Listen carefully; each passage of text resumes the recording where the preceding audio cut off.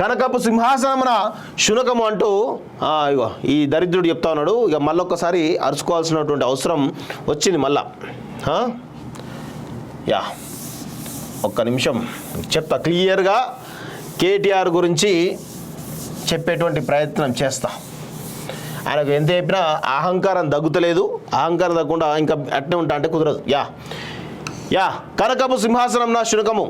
మంచి పదవులకు వచ్చినా నీచమానుల బుద్ధి మారదు. అధికారం చేపట్టి 45 రోజులైనా మమ్మల్ని తిట్టిపోస్తున్నారు. అలాంటి వారి గురించి మాట్లాడి నోరు పాటు చేసుకోను. 45 రోజులైన గత ప్రభుత్వాన్ని ఆడిపోసుకోవడమేనా? కాంగ్రెస్ పార్టీని బీజేపీ జాకిపెట్టి లేపుతోంది. గవర్నర్కు కోదండరాం రాజకీయ నేపథ్యం కనిపించలేదా? రేవంత్ రెడ్డికి కాదు రాష్ట్ర ప్రజలకు బదులుగా ఉండండి.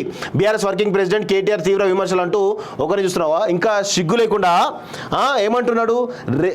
కోదండరాం ఎమ్మెల్సీ పైన వివాదాస్పదమైన వ్యాఖ్యలు ఇస్తా ఉన్నాడు.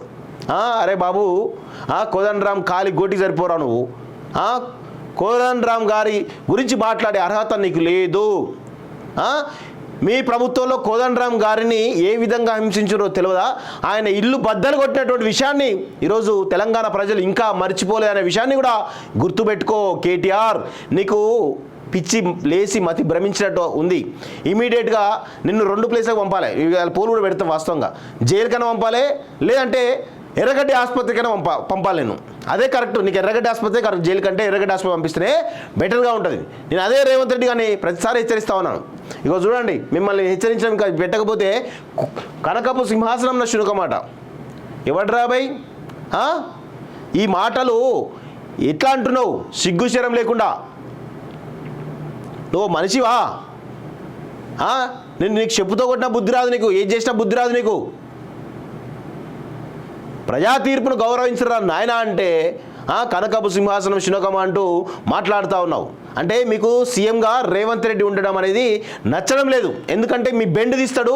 మీ యొక్క పాపాలన్నీ కూడా ఈరోజు పెద్ద ఎత్తున మీ పాపాలన్నీ కూడా ప్రజల ముందు పెడతాడు అనే విషయంలో ఆ విధంగా నీకు ఫ్రస్ట్రేషన్లో, అంటే ఇటు కాళేశ్వరం ప్రాజెక్టు కానీ ఇటు మిగతా అవినీతిలో కానీ ఇటు అన్ని రకాల్లో మీ చుట్టూ ఉచ్చుబీస్తూ ఉంది. కాబట్టి ఎక్కడ ఏం చేయాలో అర్థం కాని పరిస్థితుల్లో ఈరోజు పెద్ద ఎత్తున ఏం చేస్తున్నారు?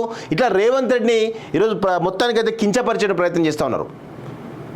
మిమ్మల్ని ఎవ్వడు కూడా జమ్మ దిగొచ్చినా మిమ్మల్ని ఎవ్వడు కూడా కాపాడలేని విషయం గుర్తుపెట్టుకో.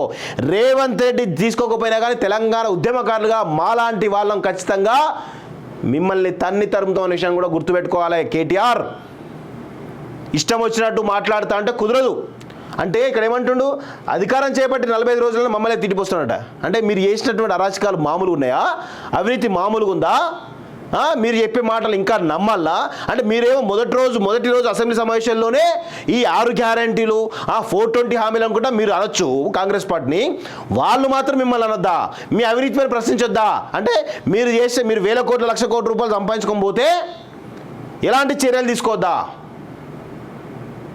బలిసి కొట్టుకుంటున్నట్టు కేటీఆర్, బలిసి కొట్టుకుంటున్నట్టు నువ్వు.